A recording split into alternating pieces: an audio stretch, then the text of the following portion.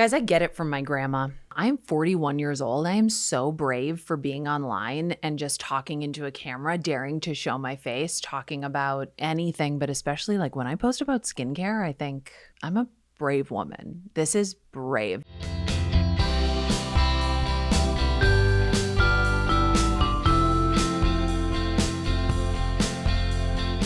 The number of young people who are like, I cannot believe you're in your 40s. I can't believe that you are not like a rotted out corpse just somewhere in a ditch. 40 is simply so ancient. I can't believe that you are still a functioning member of society. I'm worried about you and also look down on you and also cannot understand that our fates are aligned and that I will be lucky to turn 40 myself, and getting older is a privilege. You don't know that when you're young, okay? I used to be young too. I used to go to shows and see people in their 30s and be like, how did you even find out about this band? Who let you out? Okay, where's your babysitter? Shouldn't you be home with your kids? Your life is over. Why are you here? Where did you get those jeans? They're not skinny enough, okay? You know what? I was young once too, and everything felt like it was gonna last forever, and actually things do get better. But the point is, I get it from my grandma. I wanna tell you about Mary Jane.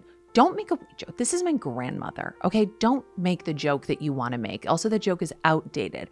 My grandma, Mary Jane, was an artist, but she didn't really know that or step into that until, I would say, like the last third of her life, when her husband, my grandfather, the father of her 9 surviving children, died suddenly of a stroke or maybe something else. I was a child. I didn't ask for the specifics. I didn't ask for the cause of death. My dad just came in the room and was like, hold my hand. We have to pray the rosary. Your grandpa just died. And I was like, okie dokie. All right. Good talk. Our Father who art in heaven, hallowed be thy name, thy kingdom come. Why is my grandpa dead? Oh my God, what happened? My grandma and grandpa had left the city of Minneapolis years before, and they had moved to this tiny town in northern Minnesota called Outing, Minnesota. They lived in this tiny log cabin that my grandpa had inherited from his uncle, who was a Catholic priest. And I am just kind of now realizing, like, are they supposed to own property? I thought they took a vow of poverty. Anyways, they got this cabin. I want to dispel any notions that this was like a lake house. This was a log cabin. It was rustic. They didn't have a bathroom.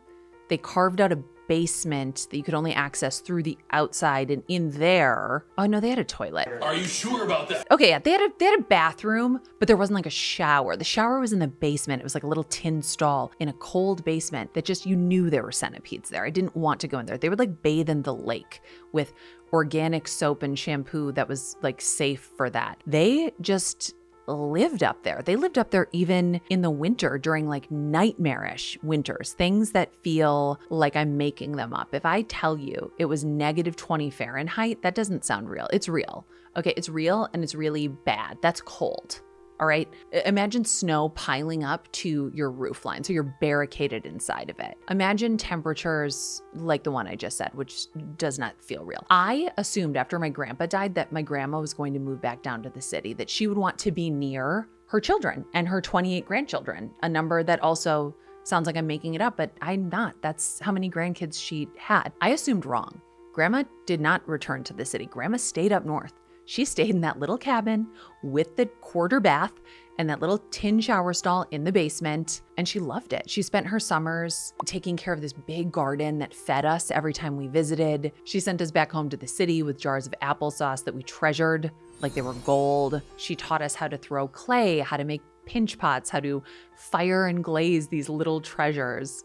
She praised our efforts. She smashed our failures to make mosaics. At Christmas, she would give each of us a pair of pajamas that she had sewn in that barely heated basement, and then she would just head back up north, alone to her pottery and her painting and herself. She had left college in 1936 for financial reasons, and she decided that she wanted to go back and finish her degree. So she started with classes at her community college and then enrolled at the University of Minnesota, which was 300 miles round trip, twice a week for class. She graduated with a degree in fine arts. She was 82. It was 64 years after she withdrew for financial reasons. I remember seeing this photo of her and saying, oh my God, you were so skinny. And she was like, yeah, it was called the Depression. We were starving.